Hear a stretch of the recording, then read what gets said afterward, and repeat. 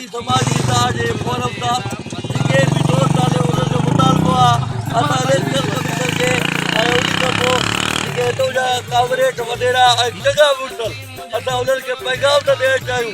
कल्ह असां पंच हुयासीं, अॼु असां 50 थी विया आहियूं।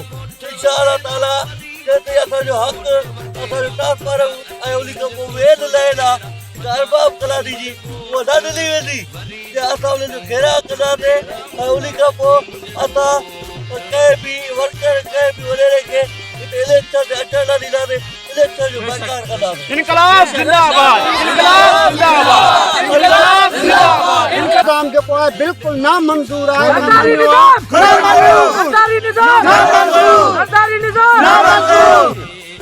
दिल्ली इन्हनि खे असां नथा मञूं, न मञियो आहे। ग़रीब आहियूं, मज़दूर आहियूं, पंहिंजो खाए कमायूं था। इंशाअल्लाह नंढनि ॿारनि जा मसइला हल कया वञनि, स्कूल मसइलो हल कयो। इन जेके बि हुजनि ट्रांसफर असां हाजी खान मार खे, मोहम्मद कुमार खान खे, असां रिज़वान शाह पीपी जे किले खे चऊं था असांखे बिल्कुलु ट्रांसफावर में मदद कई वञे जून जुलाई में, जीअं असांजूं ज़िंदगियूं बची सघनि। बीमार आहिनि, दम जा मरीज़ आहिनि, कोरोना जा मरीज़ आहिनि। असांजे को सहूलियत न आहे। वोट वठण लाइ हर माण्हू ईंदो पर पका पोड़ा जट ॻोल्हींदो, उन्हनि खां वोट वठी अटकल ते हलियो वेंदो कुंड में।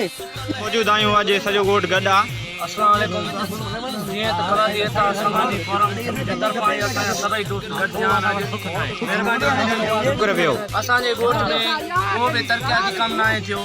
8 सालनि खां वठी ॻोठ अरबाब कलादी लोड़ींदो अचे थो। न रोड, न रस्ता, न को बिजली, न अस्पताल, न स्कूल, को बि कमु न आहे थियो ॻोठ अरबाब कलादी में। जेकॾहिं असांजे ॻोठ में को तरक़ियाती कमु न थींदो असां माथेलो मूमल जी माड़ी प्रेस क्लब अॻियां एहतियात कंदासीं। अॻिते कमु न थियो असां भोटकी प्रेस क्लब अॻियां वञी उते बि एहतियात कंदासीं। असां खान धारे जो साहब, सैफुल्ला खान धारे जो साहब, मोहम्मद बश खान साहब, राजा खान साहब खे गुज़ारिश कयूं था ॻोठ अरबाब कलाद जे तक जे नौजवाननि सां मदद कयो। रोड रस्ता न आहिनि, ऐं सूरत में असां वटि गैस बि न आहे। इशारा ॾींदीसीं।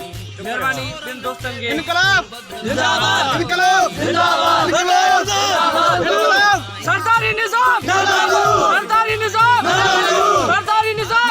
5 साल थी विया आहिनि, को ट्रांसफार्म न आयो आहे। असां बिजली में मरूं था। रमज़ान शरीफ़ जो त महीनो गर्मी में गुज़ारियो आहे। वॾेरो ईंदो, वॾेरे खे वोट कोन ॾींदासीं। जेको ईंदो कोन ॾींदासीं वोट। अगरि असां पाण खे पाण ॿाहिरि ईंदासीं, असांखे ट्रांसफार्म खपंदो त वोट ॾींदासीं।